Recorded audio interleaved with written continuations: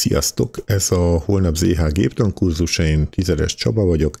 Ebben a példában egy több tömegből álló forgó rész gyorsítását fogjuk meghatározni, hogy ahhoz mennyi időre van szükség. Ez a példa a Kovács Attila féle példatárból származik, amit a műegyetemen szoktak használni, első féléves hallgatók, általános géptantantárból, de más karokon is előfordul, hogy használják ezt a példatárat. Megtaláljátok a linket hozzá lent a leírásban, vagy a hidrodinamikai rendszerek tanszék honlapjára le is tudjátok tölteni.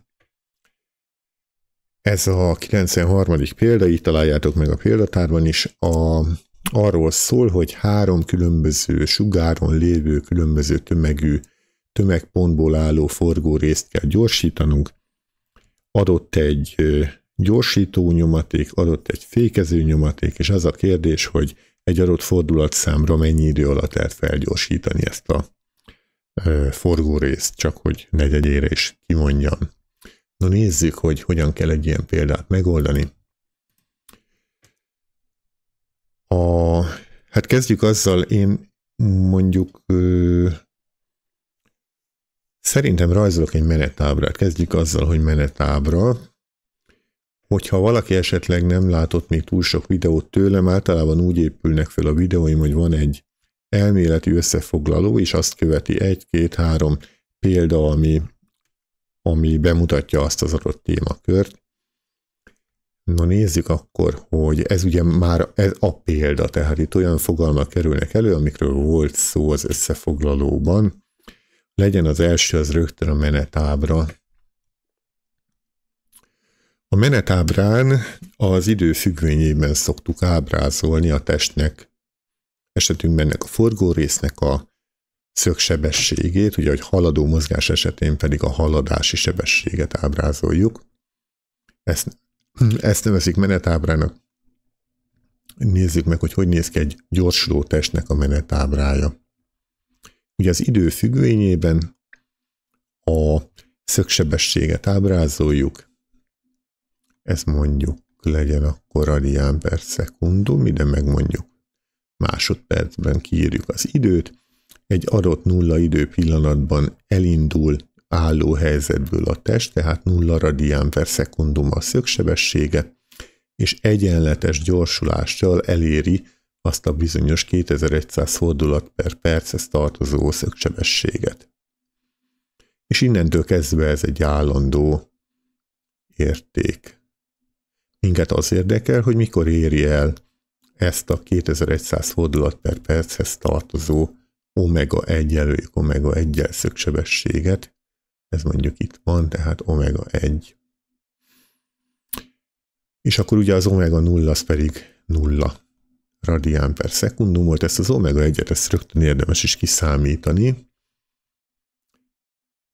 Ugye ez itt akkor, ha már ilyen következetesek vagyunk, ez itt egy T0 érték legyen, ami 0 szekundum, és minket ez a T1, ehhez az 1-es indexű ponthoz tartozó időtartam érdekel.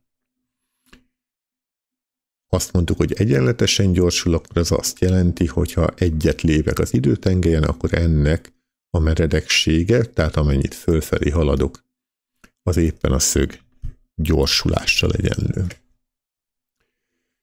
Na nézzük, akkor határozzuk meg, hogy számítsuk gyorsan ezt az omega 1-et, ugye ezt megadták nekünk a fordulatszámát, a végső fordulatszámát, ahol föl kell gyorsítani ezt a forgórészt, tehát ezt úgy kell kiszámítanunk, hogy 2 pi-szer az n1, 2 pi-szer az n1, ugye ezt könnyű megjegyezni, ez azt mondja meg, hogy mennyit fordulunk időegység alatt, egy körülfordulás az pedig 2 pi radiánnak felel meg, tehát ennek a szorzata az tuti biztos, hogy egy radián per szekundumot fog nekünk adni. Tehát 2 pi-szer az n1, az 2100, ezt le kell osztanunk ugye 60-nal, és akkor ez már így fordulat per szekundumban. Az a mértékegysége. Számítsuk gyorsan. Valahol van egy számológépünk. Tehát 2-szer pi-szer 2100, és ez van elosztva 60-nal. Ez 219,9 radián per szekundum. 219,9 radián per szekundum. Ezt mondjuk tegyük el valamilyen változóba, mondjuk eltesszük az X-be. Későbbiekben még szükségünk lesz rá. Oké. Megvan a menetábránk. Ugye most az a kérdés, hogy hogyan lehet a gyorsításnak az idejét meghatározni. Ehhez még mindig a menetábrát fogjuk használni. Hogyha megnézitek, ezt a T1-et hogyan lehetne vajon kiszámítani, ugye viszonylag könnyen megtehetjük, amekkora a szögsebességváltozás ilyen epszilon szöggyorsulás mellett, abból a gyorsulásnak az idejét meg lehet határozni, ugye T1 minusz a T0, a T0 az nullával egyenlő, tehát akár rögtön írhatom azt is, hogy a T1 az omega 1 minusz az omega 0, ami szintén nulla, tehát az omega 1-et kell leosztanunk ezzel az epszilon szöggyorsulás értékkel. Most hogyan fogjuk magát a szöggyorsulást meghatározni?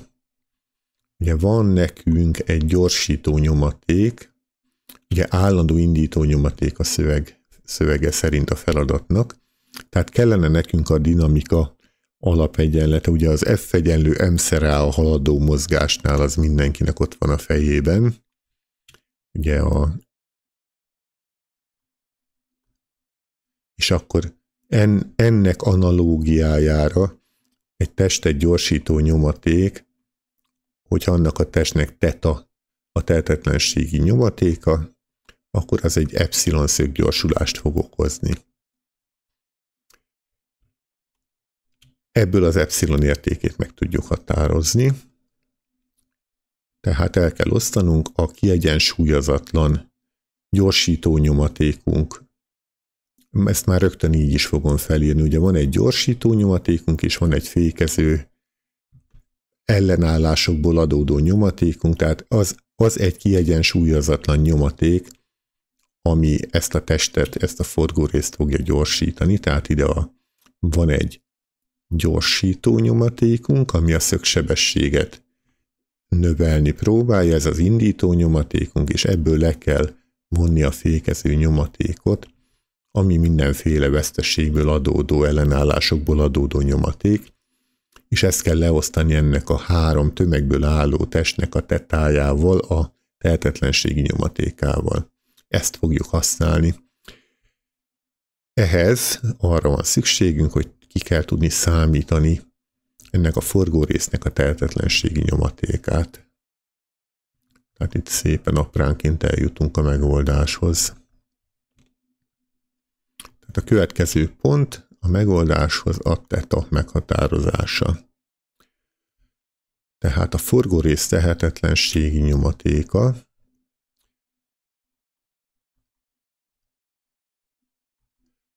mivel ez három tömegből áll, ezért én javaslom azt, hogy táblázatosan érdemes kiszámítani ezeket az adatokat, vagy legalábbis kigyűjteni.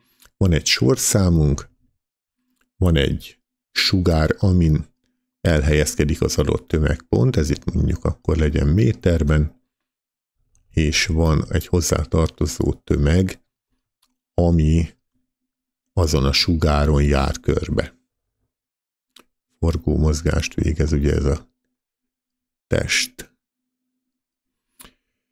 A szöveget nem is néztük még meg, tehát egy 4 méter sugáron 46 kg, 8 méteren 310 kg és 56 cm-es 0,56 méter sugáron 82 kg tömegű